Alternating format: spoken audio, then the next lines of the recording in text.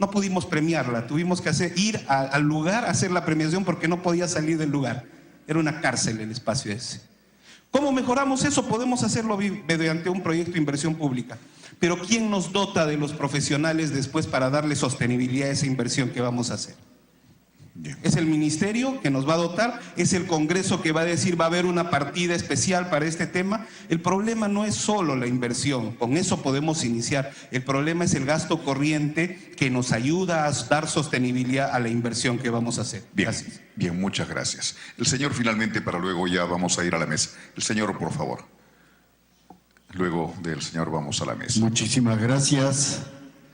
Ante todo, buenas tardes a toda la mesa. Soy Liberato Balcácer Veramendi, delegado de la provincia Antonio Raimondi.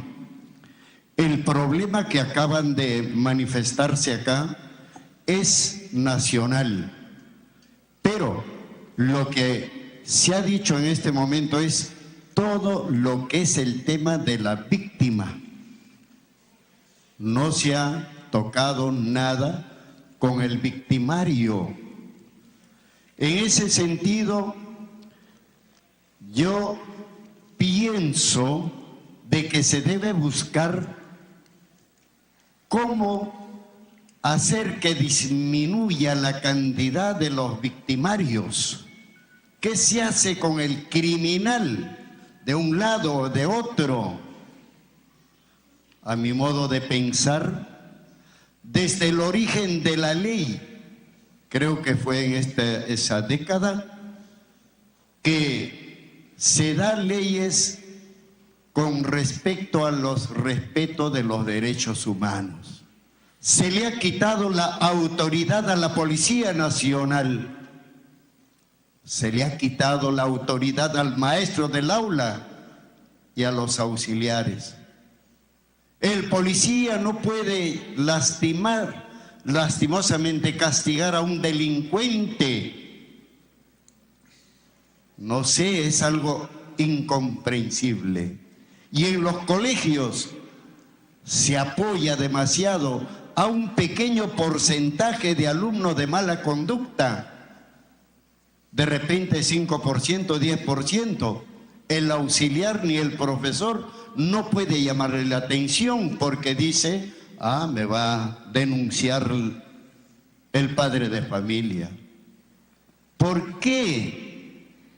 La pregunta acá, ¿por qué los señores congresistas de este turno no buscan de cómo sacar una ley fuerte que castigue al delincuente para que escarmiente?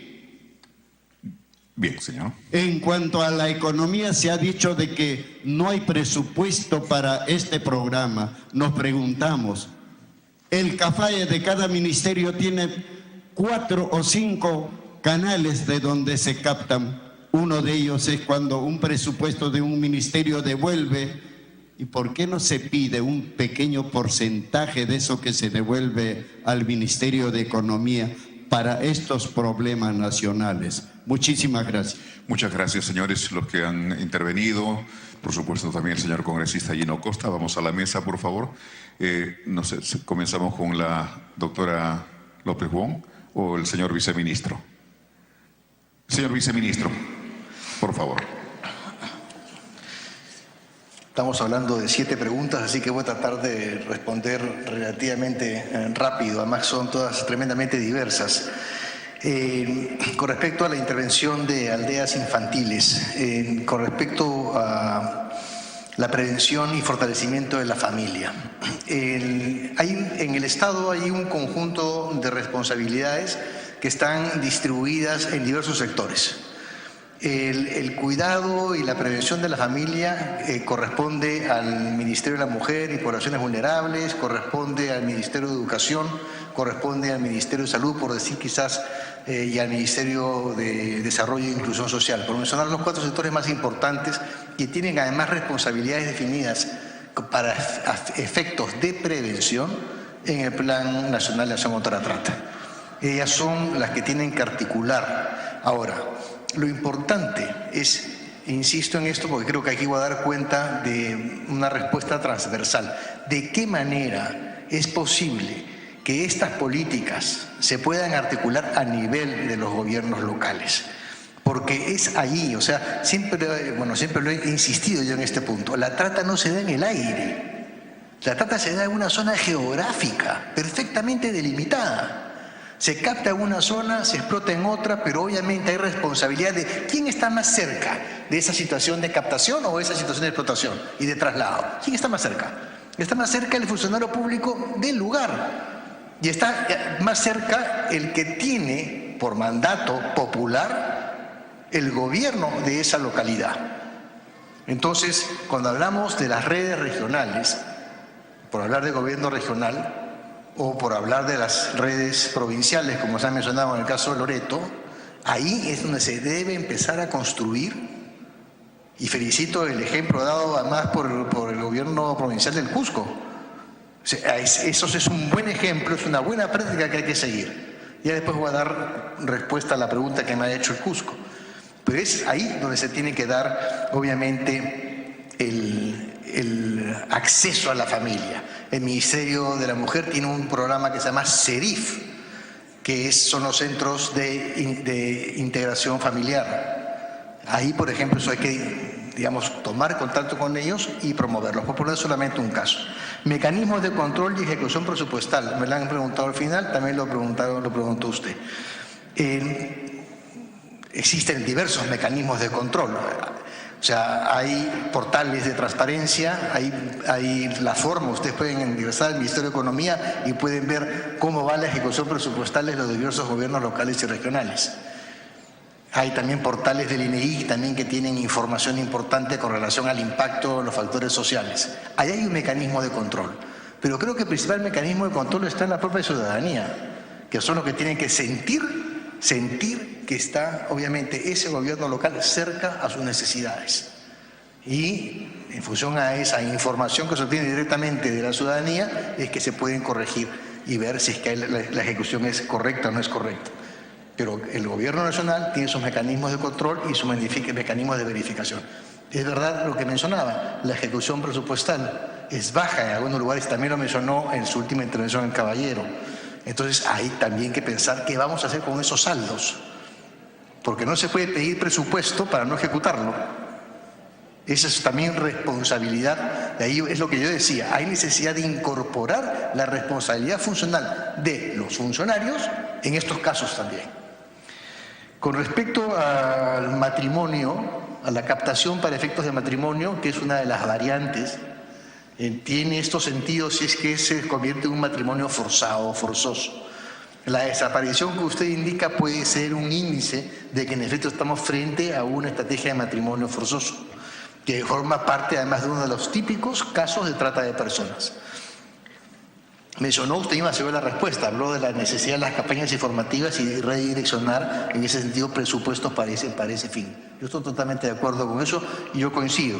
Sin embargo, ahí tenemos todavía que afinar la inteligencia de investigación para encontrar cómo y desde dónde se está gestionando estos casos de matrimonios, de captación para el matrimonio forzoso. Eso tenemos ahí y creo que esos son los retos que tiene la Policía Nacional. Seguramente que sí. Con respecto a la pregunta aquí del congresista Costa, creo que tenemos un gran reto con respecto al dimensionamiento de la cantidad de víctimas de trata.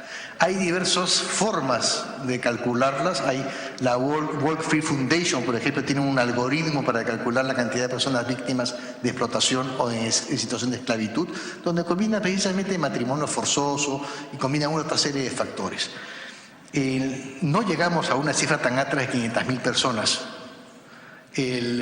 Inclusive la propia OIT establece que son 2,5 millones a nivel de América Latina. Sin embargo, también yo puedo decir que la diversidad en las cifras es una de las constantes que hace años que yo encuentro a lo largo de las investigaciones que puedo haber hecho en torno a trata de personas o de mi trabajo en temas de trata de personas. Lo mencioné también en mi intervención. Para esta exposición no pude tener cifras de la propia Policía Nacional que fueran coherentes. Entonces, si ahí no puedo tener cifras coherentes, imagínense que podemos pedir a nivel nacional o a nivel internacional. A nivel internacional también hay contradicciones en las cifras. Ahí hay en realidad un reto muy, muy importante y en efecto hemos tomado contacto con el INEI y el INEI va a colaborar y va a contribuir en el esclarecimiento también de la situación de trata y de los factores de riesgo, sobre todo, que llevan a la situación de trata. Tolerancia social, ya se han hecho desde CHS algunas y pequeñas investigaciones con la encuestadora GFK, donde se puede ver también los niveles de tolerancia y de percepción frente a la trata, pero también hay que insistir más sobre los niveles de tolerancia. Con respecto a las rutas de la trata, yo dejaría a Pedro Córdoba que dé la respuesta, pero desde el punto de vista nuestro, sin lugar a dudas, hay una serie de conclusiones de ese estudio que no son muy útiles. Por ejemplo, no se ha mencionado acá, pero el estudio establece que hay una estacionalidad en la explotación y que coincide el incremento de situaciones de explotación con vacaciones escolares. De explotación laboral, porque los niños con escasos recursos son enviados a otras partes que son captados por explotadores que con el expediente de que le van a dar techo y comida los hacen trabajar largas horas. Eso es una situación de explotación. Para que puedan regresar con una pequeña propina que sirve para comprar los cuadernos y lápices para el resto del año escolar. Entonces, hay todavía cosas importantes que surgen de esta investigación de rutas de la trata. La estacionalidad de las épocas de cosecha.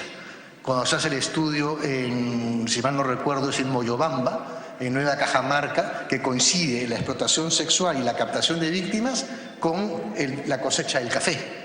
¿Por qué? Porque ahí salen todos los que han producido café y llegan todos los que van a comprarlo, hay dinero, entonces los tratantes captan y llevan chicas para poder hacerse del dinero de los productores o de los comerciantes de café. También está la estacionalidad con respecto a las épocas de lluvias para efecto de lo que es la explotación del oro en Madre de Dios. Entonces, hay una serie de factores que salen de esta investigación y dicho sea de paso, por eso yo mencionaba la academia. La academia es vital aquí porque si no tenemos universidades que se empiecen a involucrar y a interesar en estas investigaciones contra la trata, difícilmente vamos a poder contar con información y con perspectivas distintas para enfrentar el delito. Yo saludo los resultados de la Mesa Regional de Loreto. Sé que ahí están avanzando muchísimo, lo cual realmente me parece fantástico. Creo que hay que mirar un poquito más el Putumayo, por cierto, porque en Soplín Vargas hay también problemas y creo que ver la ruta justamente de la zona del Marañón y de ahí hacia Yurimaguas y por supuesto también bajando por Requena y Contamana hacia Pucallpa, creo que también hay que trabajar más en lo que se refiere al control fluvial en esos lugares. Hay una serie de casos de menores, niñas, que llegan a Pucallpa captadas para trabajo doméstico o como niñas que después son llevadas a la explotación sexual. Amanda Sevilla, de la regidora de San Juan Bautista. Bien, yo sé que hay un trabajo importante que se está haciendo en prevención de lo que es turismo sexual e infantil, digamos, ¿no? O sea, en lo que es conocido por ello. Sin embargo, me preguntaba cómo se fiscaliza la adecuada ejecución del presupuesto. Yo creo que tanto los gobiernos regionales como locales tienen sus mecanismos propios para dar cuenta a nivel del Ministerio de Economía de cómo va esa ejecución. Entonces, pienso que ahí está el mecanismo principal. Eso además en una consulta amigable que está en línea, uno puede saber cuánto están gastando, por ejemplo, y eso es importante verlo, sus vecinos. Porque no se puede pensar un fenómeno de trata estacionado en una localidad como San Juan Bautista sin saber cuánto está gastando Maynas o cuánto está gastando Punchana, por ejemplo. ¿No? Porque se requiere de que ese efecto sea también integral, por lo menos en esa franja, ¿no? Que va de San Juan hasta Nauta, que yo creo que es otro corredor sobre el que también hay que echar una mirada. Sí, yo quería comentar al gerente de Desarrollo Social del Cusco, nuevamente felicitarlo. Me parece que creo que eso es, digamos, una buena práctica, que es conveniente señalar que ya se estén trabajando en mecanismos de obras por impuestos. Yo me refería además a esta cantidad tan grande que son 13.000 millones de soles, donde la ejecución de esos cipreles está en más o menos un 6 o 7%.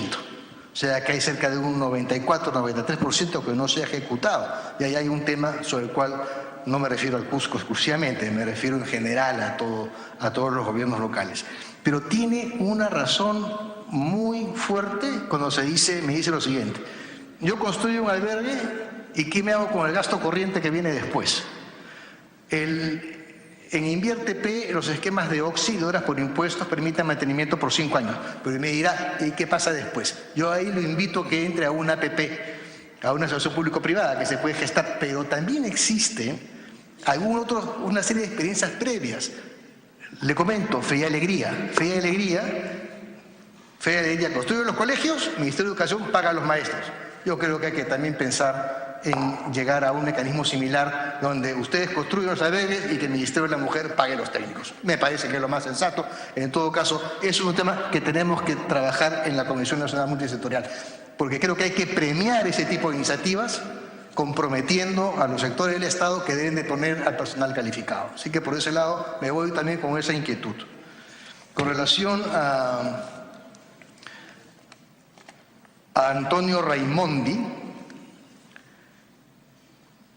otra gran verdad cuando dice, a usted ha hablado de la víctima, pero no ha mencionado al victimario. Y debo comentarle que hay además una investigación hecha por CHS y el Ministerio de Justicia sobre población penal y sobre las características de los victimarios, de los tratantes, que en todo caso la puede conseguir en la web del Ministerio de Justicia. No le he tocado ahora porque para nosotros el tema de la penalización, le he tocado de manera muy tangencial, la penalización de las situaciones de trato de explotación se ha incrementado muchísimo. Yo le diría que inclusive son penas bastante más duras que el homicidio, por ejemplo. Entonces, hay una de las cosas que yo me he planteado, por lo menos que en algún momento deberemos hacer a nivel de ministerio y quizás también con el Ministerio Público, y de repente aquí en el Congreso de la República, es realmente mirar todo el marco normativo y tratar de encontrar cierta racionalidad de las penas. Porque la verdad es que yo cuento cierta irracionalidad de las penas. Llega un momento que es más fácil o más rentable para un tratante matar a la víctima que mantenerla viva, si es que lo pueden atrapar, porque la pena va a ser menor.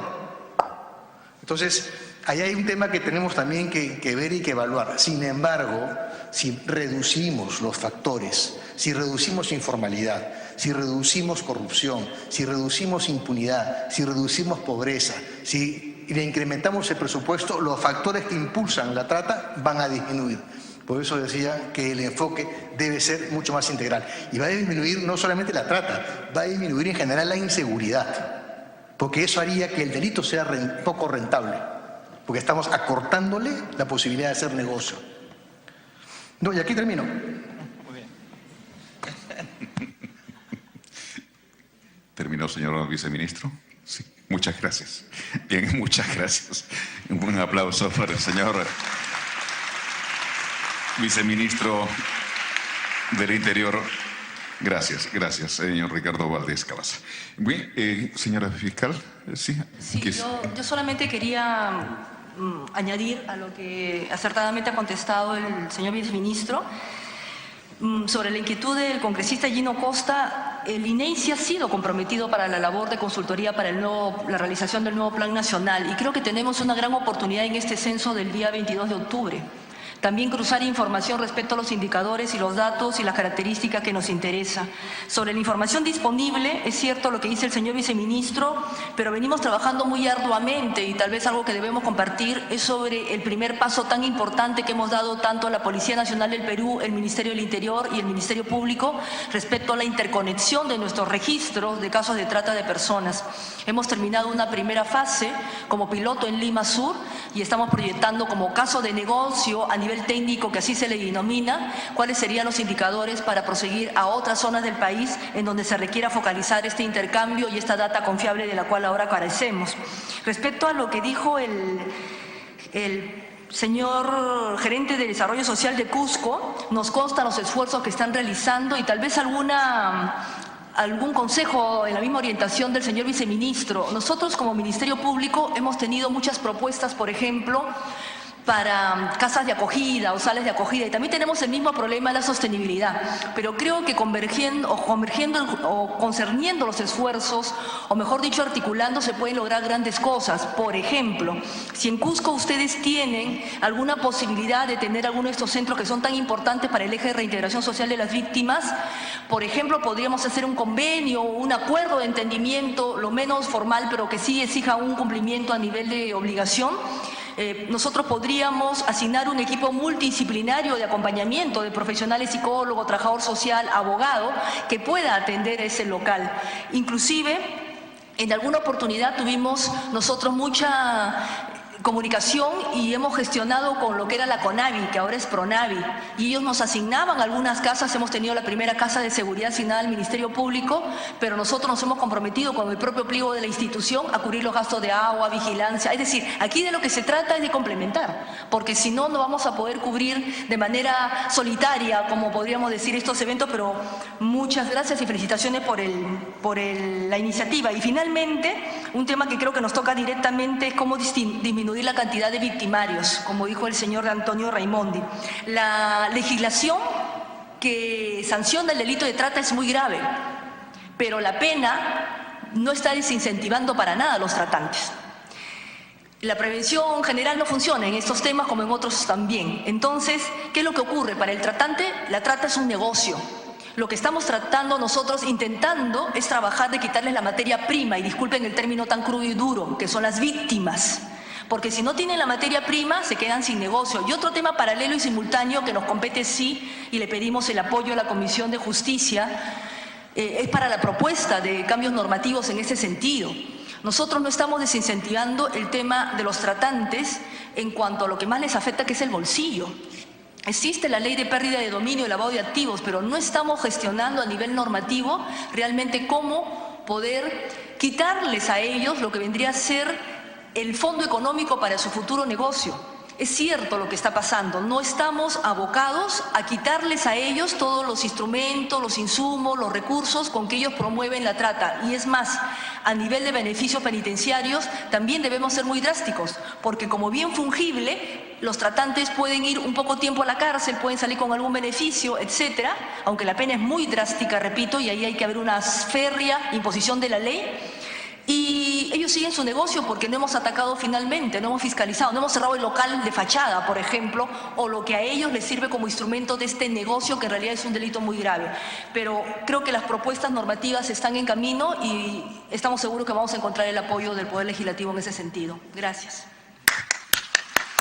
Bien, muchas gracias, doctora Rosario López Wong, fiscal superior especializada en delitos de trata de personas. Igualmente agradecer la presencia del señor viceministro, y los vamos a despedir porque vamos a pedir también a los señores congresistas, al señor congresista Juan Carlos González Ardiles, congresista Indira Huilca y Tania Pariuna, para tomar asiento a la mesa. Van a estar como panelistas justamente en el tema. Gracias, señor viceministro. Gracias, doctora López Wong. Gracias.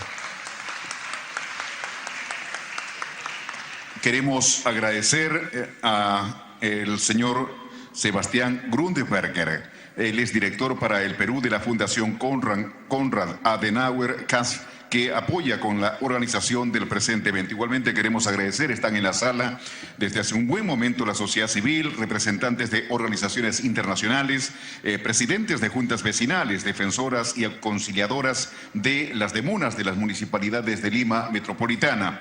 Igualmente presidentes de APAFA, líderes escolares. Estaban ahí las jovencitas de un colegio, están allá los estudiantes igualmente, líderes de escolares de distintas instituciones educativas presentes en la sala, Raúl Porras Barnechea, organizaciones femeninas y también otras organizaciones. Gracias por vuestra presencia y vamos a continuar ahora sí con la intervención de los congresistas. Ya están en mesa, congresista Indira Huilca Flores, congresista Juan Carlos González Ardiles, a su vez el expresidente de la Comisión de Ética del Congreso de la República, el señor Luis Enrique Aguilar, el subdirector de Capital Humano y Social Alternativo, y la congresista Tania Pariona, que estará clausurando este foro. Primero, la intervención de la congresista Indira Wilka Flores. Congresista, por favor. Muchas gracias. Muy buenas tardes a todos y a todas. Gracias a la Comisión de Justicia por la invitación y por propiciar este espacio de discusión y de rendición de cuentas también sobre cómo van nuestras políticas públicas en relación al combate sobre la trata. Nos han pedido que podamos comentar a propósito de uno de los ejes principales de las políticas de trata en nuestro país. Uno de esos ejes es justamente el eje de la atención. ¿Qué hacemos cuando puesta en marcha la acción del Estado para justamente atacar el problema, para desarticular estas bandas criminales que tienen sometiendo a las víctimas? Se lleva a cabo un conjunto de acciones para contrarrestar el problema. Yo quisiera, en todo caso, comentar un poco qué es lo que hemos ido encontrando en ese tiempo de trabajo en el Congreso en relación a justamente estas políticas de atención del Estado frente a la trata. Una primera cosa que creo que hay que señalar, vinculando a la conversación que teníamos hace un rato, es que efectivamente tenemos un conjunto de elementos normativos que nos han permitido avanzar muchísimo en el problema. Yo diría que incluso tenemos demasiados elementos normativos que están desarticulados, que lo que están haciendo es que a nivel operativo, ¿no es cierto?, la acción no sea la más eficaz posible. Ya hemos visto que tenemos todavía un reto muy grande por delante para hacer que tengamos la mayor eficacia en el territorio, pero es verdad que tenemos por lo menos 4 normas importantes, digamos, una además ligada a cada uno de los sectores que intervienen en el problema de la trata, que no necesariamente están articuladas, ¿no? Por un lado tenemos el Plan de Acción contra la Trata, que es como la estrategia más general, la que ha permitido tener además un posicionamiento mucho más firme por parte del Estado frente a este problema. Tenemos también la norma del Ministerio del Interior, que es una norma que le permite además a la Policía Nacional intervenir frente a ese tipo de problemas, una norma del Ministerio de Justicia propiamente y una cuarta norma del Ministerio de la Mujer y Poblaciones Vulnerables, que también tiene un rol fundamental, sobre todo en proveer de atención a quienes son mayoritariamente las víctimas de este problema, que somos las mujeres. Entonces tenemos por lo menos 4 de estos grandes instrumentos normativos de política que implican acciones muy concretas y que deberían implicar también una coordinación muy concreta en el territorio. Lastimosamente, ¿dónde debería reflejarse esa articulación de estas normas e instrumentos? A nivel justamente de las regiones, en el nivel territorial. Y es ahí donde hemos ido viendo a través del trabajo de fiscalización que no necesariamente se está dando así. Que si bien es cierto, se ha avanzado muchísimo en la comprensión del problema por parte de los gobiernos regionales, por ejemplo, y de las autoridades a nivel regional o local de estos sectores, no necesariamente hay una articulación eficaz. Hay por parte de los gobiernos regionales, por ejemplo, avances importantes en lo que son la elaboración y aprobación de planes regionales contra la trata. El problema, digamos, la otra cara de la moneda, más allá de que estos planes puedan ser aprobados, puedan ser consensuados, puedan ser discutidos con la sociedad civil incluso en algunos casos, es que estos planes no tienen presupuesto, no tienen recursos concretos para poder hacerlos operativos. Y ahí es donde empiezan, yo creo, sobre todo los problemas y las frustraciones también por parte de esta institucionalidad que hemos ido creando para combatir el problema de la trata. Se anunció que este nuevo plan contra la trata, el plan que se inicia para el nuevo periodo, iba a contener además ya en el documento mismo que lo emitía las disposiciones para ordenar el presupuesto. Lastimosamente todavía no tenemos esa información, ¿no es cierto? El decreto supremo que ha dado origen al nuevo plan no necesariamente ha abundado en el detalle presupuestal, que es algo que podía haberse en todo caso esbozado. Pero sí ahí hay que hacer un trabajo importante por mirar efectivamente a dónde está yendo el dinero, si es que ojalá que este año tengamos un presupuesto que lo que pueda es por lo menos mantenerse en el nivel de inversión que se ha tenido los años anteriores.